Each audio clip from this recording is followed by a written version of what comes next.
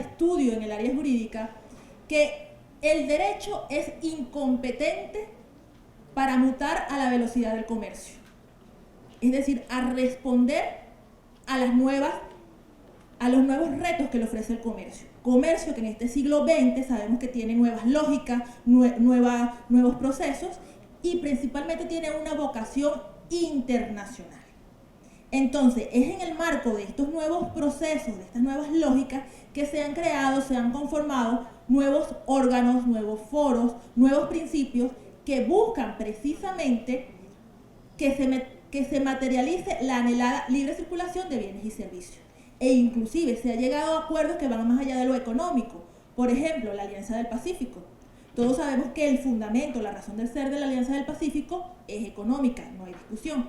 Sin embargo, en el marco de esta alianza se logró, o uno de los grandes logros fue precisamente que se suprimiera la visa de los ciudadanos que integran la Alianza del Pacífico.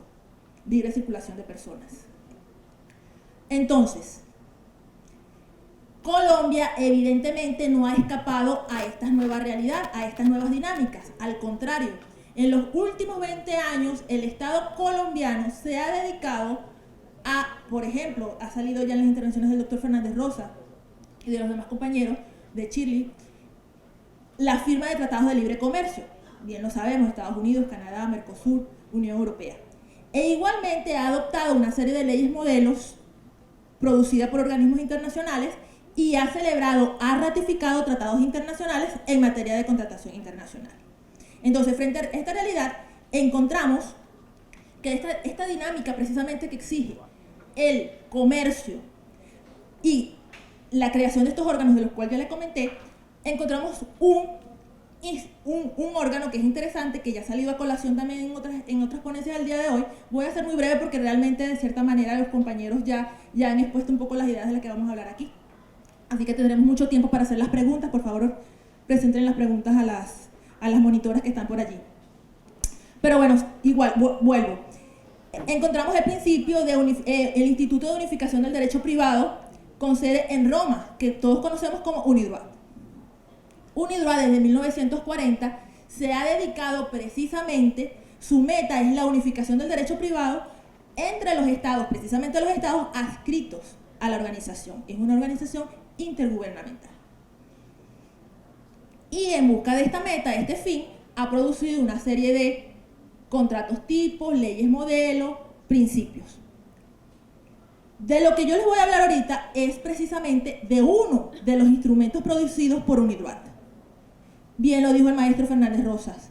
Yo diría que es el instrumento insigne de UNIDROIT, del instituto, que son los principios sobre los contratos comerciales internacionales, lo dice el título del texto, cuidado con esto. Contratos internacionales, UNIDROIT. Vamos a estudiar aquí precisamente cómo la Corte Constitucional Colombiana ha adoptado estos principios. ¿Por qué? Porque sabemos que la Corte Constitucional Colombiana es la garante de que exista una conciliación entre el sistema jurídico colombiano y la constitucionalidad, o la Carta Magna, la Carta Política, la Constitución. Entonces, estas son unas sentencias muy interesantes que yo quería traer a colación en cuanto a cómo la Corte ha adoptado estas importaciones que ha hecho el sistema jurídico colombiano, específicamente los principios UNIDROIT. Es un tema de derecho internacional privado. Esto es reiterativo, de hecho ya Shirley lo trajo a colación esta mañana. Sin embargo, cuando existe una duda de este tipo, yo siempre traigo a colación a mi maestra, la doctora Tatiana Meckel, maestra polaca, residenciada, ejerció toda su carrera en Venezuela, toda su formación fue en Venezuela, y nos dejó un gran legado, cuidado, en toda Latinoamérica. ¿Qué decía la maestra Tatiana?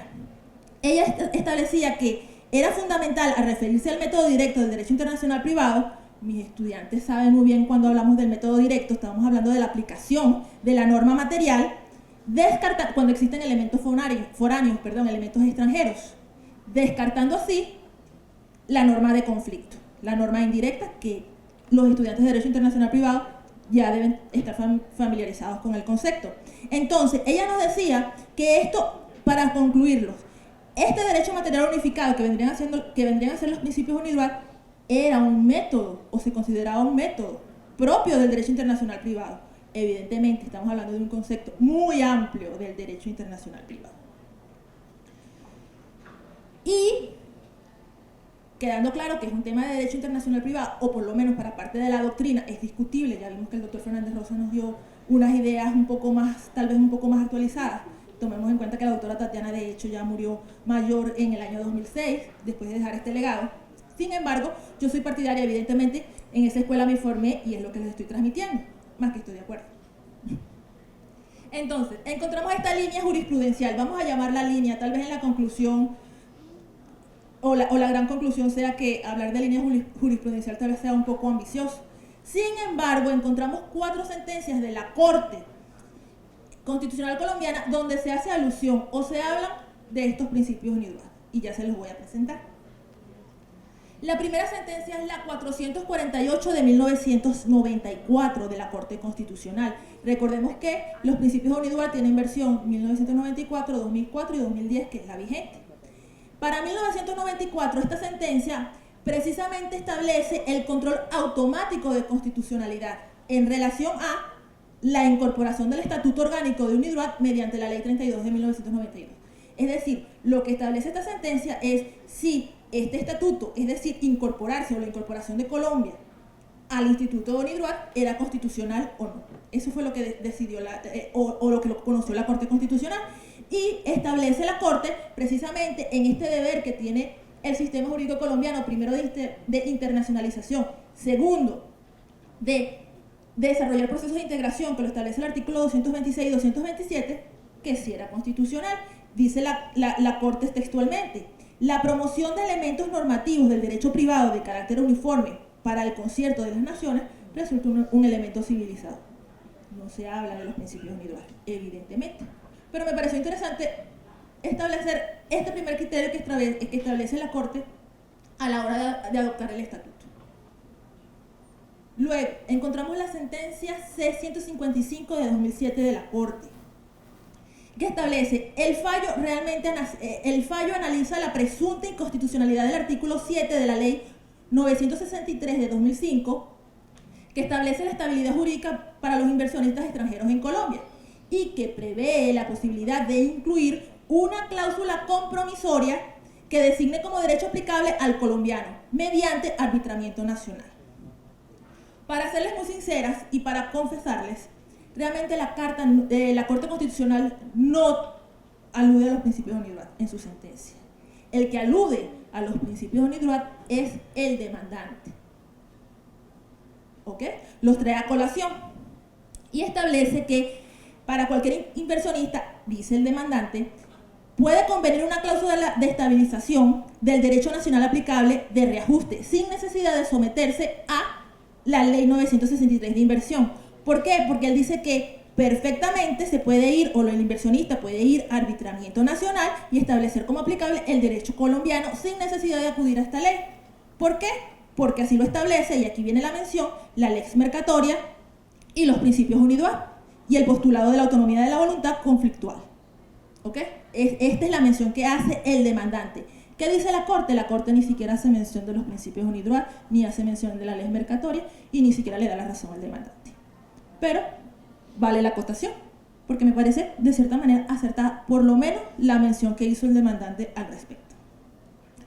Luego encontramos la sentencia 1008 de 2010 de la Corte Constitucional.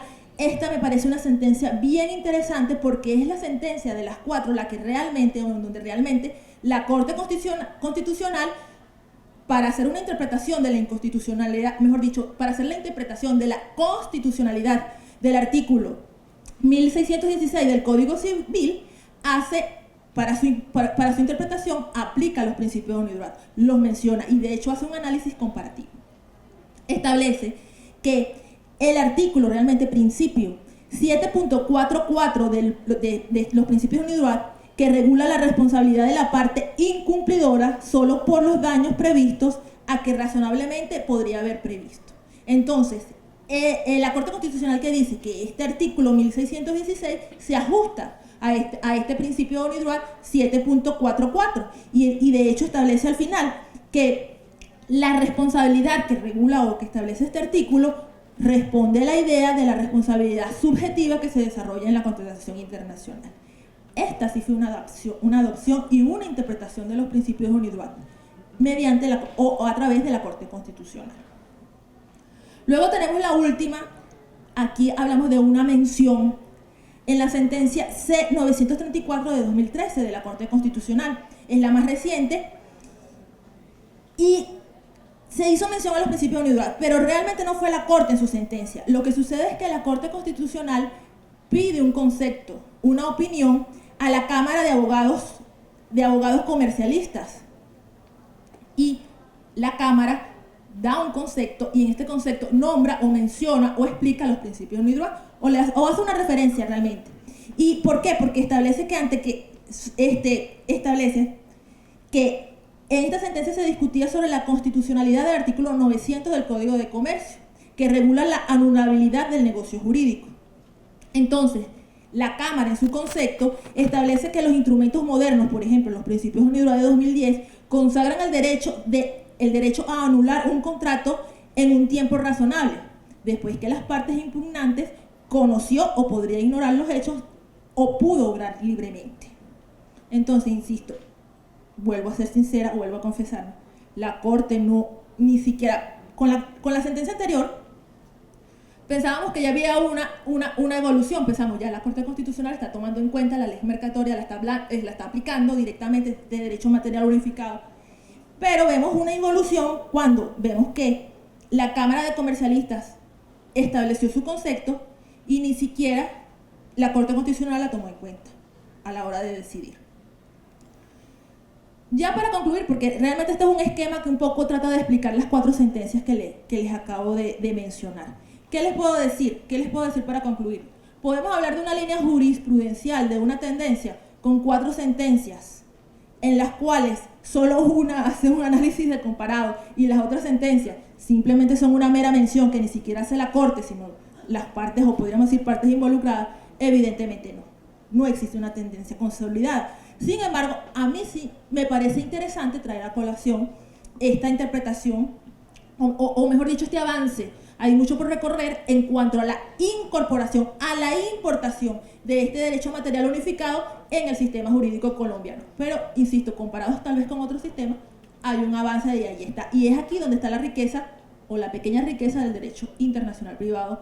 Claro, viendo un poco la visión, tal vez no hablemos de internacional privado, tomando la palabra del maestro Fernández Rosa, hablemos de derecho de los negocios internacionales entonces, que sabemos que son 2 disciplinas diferentes, y esa sí podríamos decir que tiene cierto auge en Colombia. Todavía le falta un poco de crecimiento. Señores, breve, esta fue mi ponencia. Muchas gracias por su asistencia.